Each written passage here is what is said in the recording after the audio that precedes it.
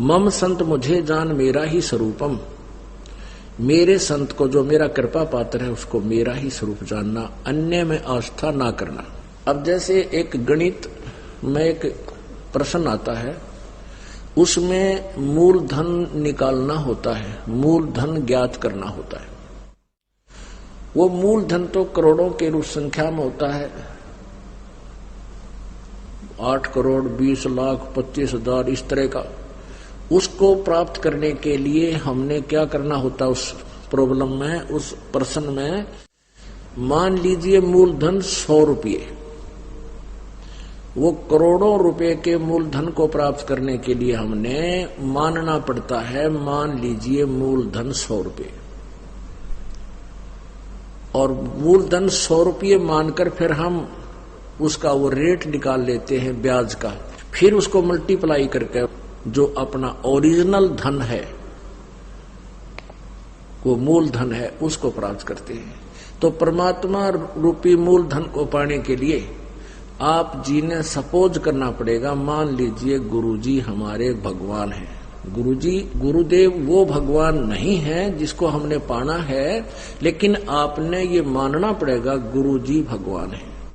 अब परमात्मा है तो परमात्मा को हम तलाश कर रहे हैं, जिसके पास हम जाना चाहते हैं, जो हमें सब सुख देगा, हमें वहां रखेगा, तो हमने निष्कपट निर्विकार भी होना पड़ेगा। तो तभी हम परमात्मा के पास जाने योग्य होंगे, वो अपने पास रखेगा। कपटी और विकारी जीव तो घर में ना उठे अपने में, और हम जाना भगवान के पास। तो आप जी ने एक रिहर्सल करनी है इस दास के साथ पास आकर के, कि जैसे इस दास के स्थान पर परमात्मा है, ये सोच लीजिए। तो उससे आप कैसा व्यवहार करोगे, भगवान आपके पास आ जावे, आपने कैसे बोलना होगा, कैसे उसके साथ व्यवहार करना होगा, उनके आदेश का किस प्रकार पालन करना होगा, कैसे करोगे। जो पुण्य आत्मा है वो खूब समझते हैं कि भगवान जिसके लिए हम तड़फ रहे हैं, जो हमें सदा सुखी करेगा, सारे दुख दूर करेगा, और उससे हम मिलने जा रहे हैं, फिर वो जो आदेश देगा वो शिरोधार्य होता है। हे पुण्यात्मा, आप तो अपने सतर से सोच ही सकते हो, लेकिन दास बता सकता है, जब भगवान दास के सामने आ जाए तो क्या करेगा, किस प्रकार भाव होगा, किस प्रकार उसकी तरफ देखेंगे हम, कैसी हमारी स्थिति होगी। ये तो कहते हैं ऐसी है जैसे गूंगा गुड़ खा के फिर ना डलाया करे, बताई नहीं जा सकती हमारी क्या स्थिति। तो ऐसी आपने ये देखना है कि मैं गुरुजी के पास जाता हूं तो कैसे व्यवहार करते हैं हम, और भगवान के सामने कैसे व्यवहार करना चाहिए। तो धीरे धीरे आपने इसमें ढालना है अपनी आदत को कि गुरु नहीं, हम भगवान से मिलने जा रहे हैं। क्योंकि मान लीजिए मूलधन 100 रुपये, ऐसे आपने चलना पड़ेगा। और भक्ति विधि में जो ये दास बतावे, भक्ति की विधि वही आपने करनी है, किसी और के बताए से नहीं करनी। अब 10-5 दिन पहले एक भक्तों में एक ऐसी भ्रमणा फैल गई थी। एक 2 दुष्ट आत्मा पहले हमारी शिष्या थी, अब वो बकवाद करती हैं, अपने हिसाब से वो सेटिंग करती है। उनमें से एक में भूत आता है, प्रेत, और वह दूसरी न्यूका है इसमें भगवान आवे कबीर साहब। फिर उसकी चापलूसी क्या है कि पहले कहती है कि गुरुजी ही सब कुछ है, अब दास से शुरू करती है, फिर कहती है ये गुरु है ना जो इसमें परमात्मा कबीर जी आते हैं और इससे प्यार करो।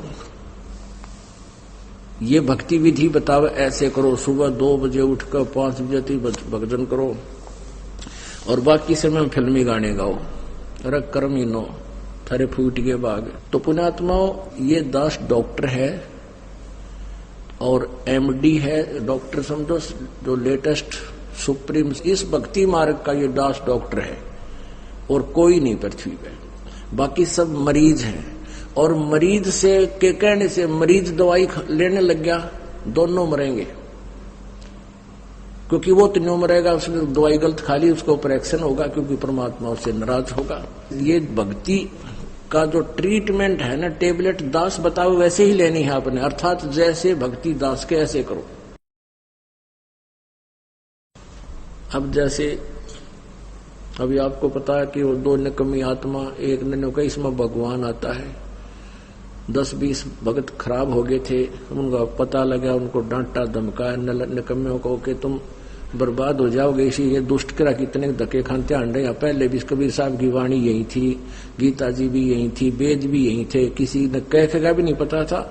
इस दास से थोड़ा बहुत ज्ञान सुनकर पंसारी बनना चाहते हैं। हमने तो बड़े बड़े ढाणे हैं, ये दो कुतरू फेर पैदा होते हैं। कहते हैं संगत माए कुसंगत उपजा, जैसे बन में बांस, पाग किस आग लगा दे करे बनखंड का भी नाश। ऐसे दुष्ट टाइप के इंसान होते हैं जो संगत में से कुसंगत उपजती है। जैसे वन के अंदर बांस उग जाता है, वन में बांस होता है बम्बू, वो क्या होता है कि जब तेज हवा चलती है तो ऐसे थपेड़े लगते हैं, वो ऐसे आपस में घिस के और उन बांसों से आग लग जाती है और पूरे दावा नल का रूप धारण कर लेती है, पूरे बनखंड को, पूरे जंगल का नाश कर देती है। कहते ऐसी नकमी आत्मा जो होती है वो संगत में से कुसंगत उत्पन्न हो जाती है, वो आपस में बकवास करके पूरी संगत का नाश कर देते हैं। तो ऐसे कीड़ों से भी हमने सावधान रहना चाहिए। कोई भी भक्ति मार्ग का आपको गाइडलाइन दास देगा, अन्य कोई नहीं दे सकता। आप जी ये भी नहीं कह सकते, किसी कोई पूछता आपसे कि सुमन कैसे करूं मैं, दूसरे मंत्र का सतनाम का सार नाम का तो आपने जिक्र करना ही नहीं है किसी के सामने। आप नहीं बता सकते उसको कि ये मंत्र बाहर छोड़िए अंदर ले, नहीं तो आप उसके गुरु हो जाओगे, आपका नाम खंड हो जाएगा। आप उसको ऐसे बता सकते हो कि गुरुजी ने मुझे ऐसे बताया, मैं तो ऐसे सिमरन करता हूं। वो भी सतनाम जिसने ले रखा हो, जिसने ले नहीं रखा उसको नहीं बता सकते। जिसने ले रखा है वो कहता मेरे भूल लगी है। और वैसे तो हम यहाँ शुद्ध करा देते हैं, यहाँ भी आपको पूछ सकते हो। वैसे भी जिसने उपदेश ले रखा है, दूसरे ने भी ले रखा, सतनाम दोनों ने ले रखा है, उसको ये नहीं कह सकते आप कि ये पहला मंत्र ऐसे छोड़ दूसरा ऐसे लेती, आपका नाम खंड हो जाए, क्योंकि आप उसके गुरु बन गए।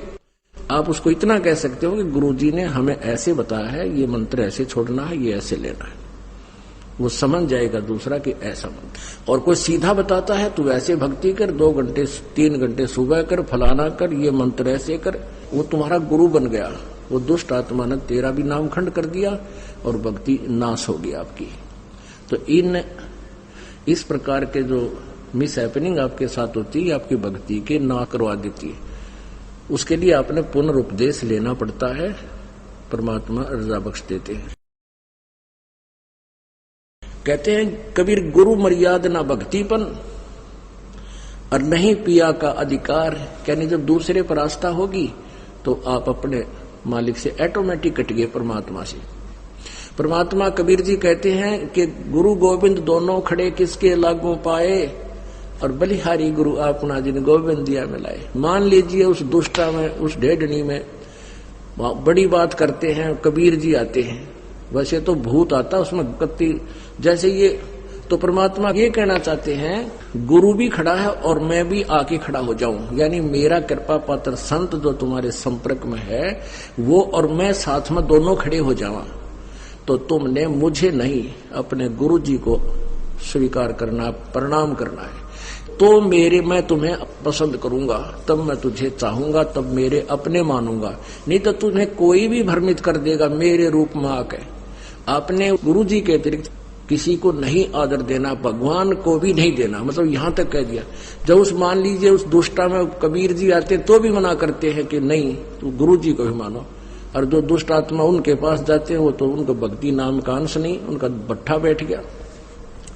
तो ऐसे हमने कहते हैं जैसे माता गर्भ को रख यतन बना और ठेस लगे दक्षिण हो जाती रही, ऐसे भक्ति जा। जैसे किसी बहन को मुश्किल से गर्भ रहा हो कई वर्षों में, फिर वही जानती है कि किस प्रकार इस लाल को, इस बच्चे को परिपक्व करना है। सपने में भी डर लगता है कि कहीं करवट बदलते समय बालक पर दाब ना आ जाए, मेरा गर्भ खराब हो जा। कितनी चिंतित रहती है, ऊंचे नीचे पर पैर ना टिक जा, भगवान कहीं खान पीन में ऐसी गर्म वस्तु ना खा लूं जिससे मेरा बालक खराब हो जाए। तो इतना डर कर आपने इस भक्ति रूपी गर्भ को प्रफुल्लित करना है। जैसे माता गर्भ को रख यतन बना और ठेस लगे तो छन हुआ तेरी, ऐसे भक्ति जा। नारी कहावे पीव की रहे और संग सोए। जार सदा मन में बसे खसम खुशी क्यों होवे। देख कितनी गहरी बात बताई जाता ने। नार कहावे पीव की, और कहते हैं रह और संग सोए,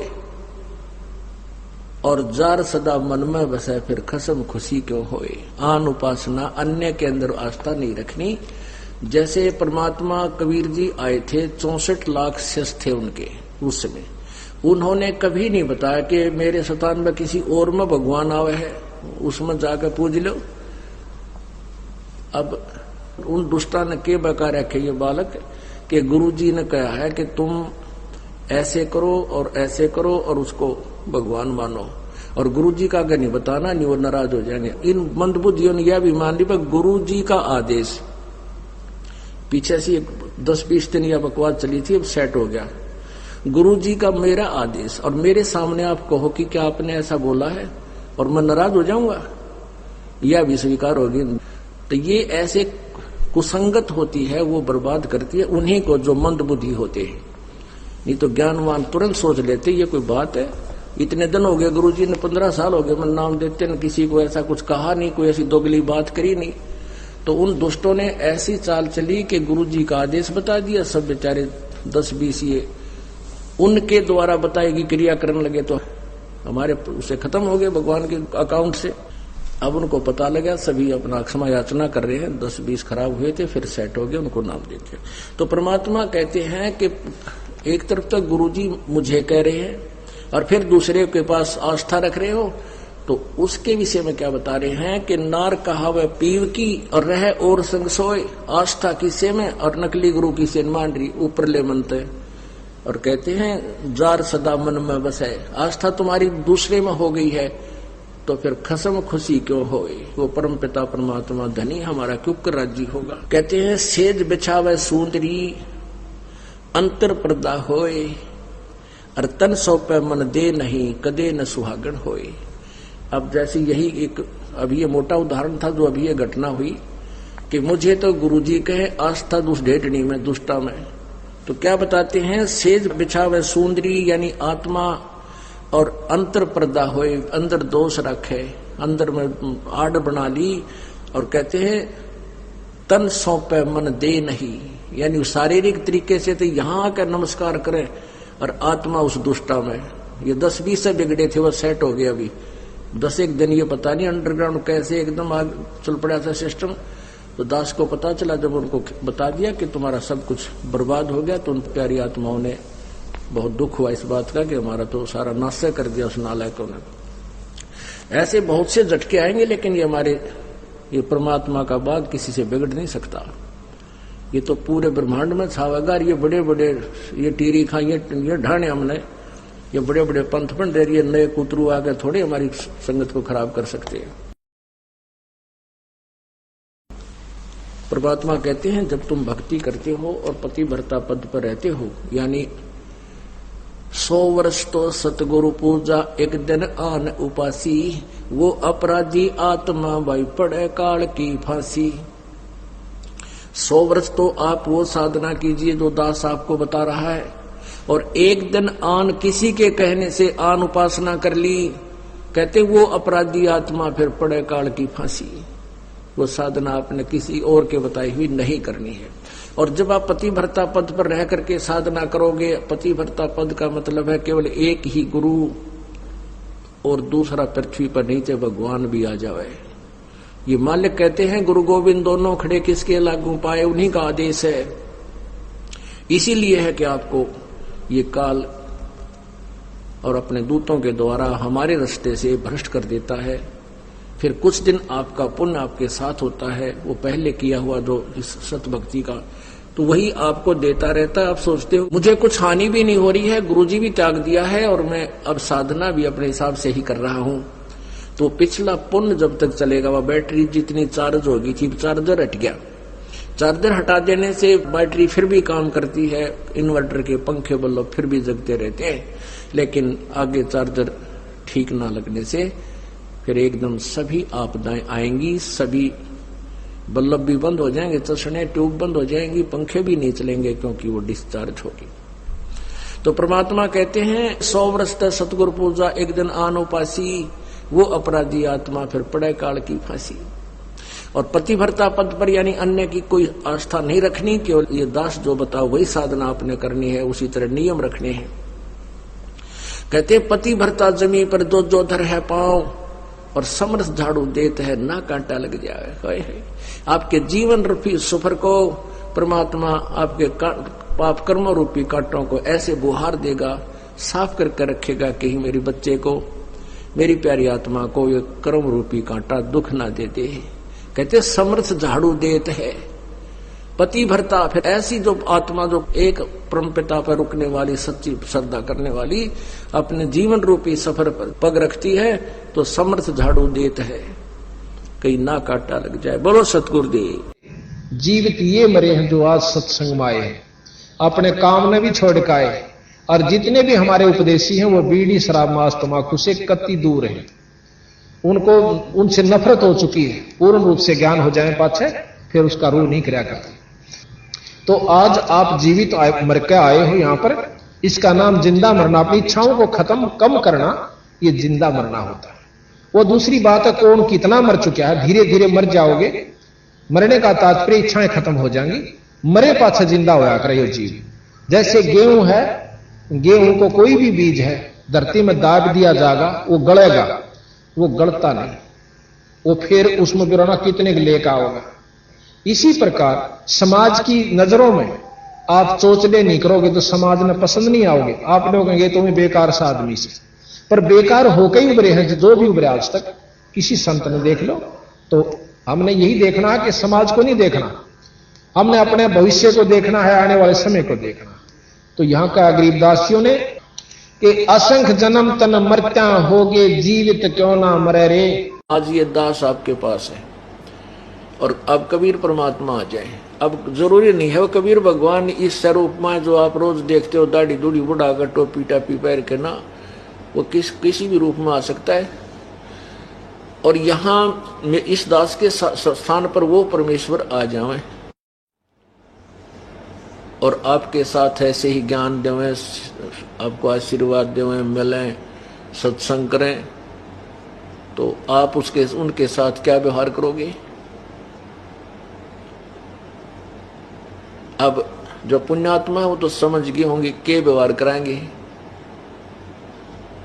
कि परमात्मा की तलाश और परमात्मा सामने, फिर व्यवहार के फिर तो समर्पण होगा। तो कहने का भाव ये है कि जैसे ये दास उस परमेश्वर का ही स्वरूप मानना होगा। कैसे? जैसे एक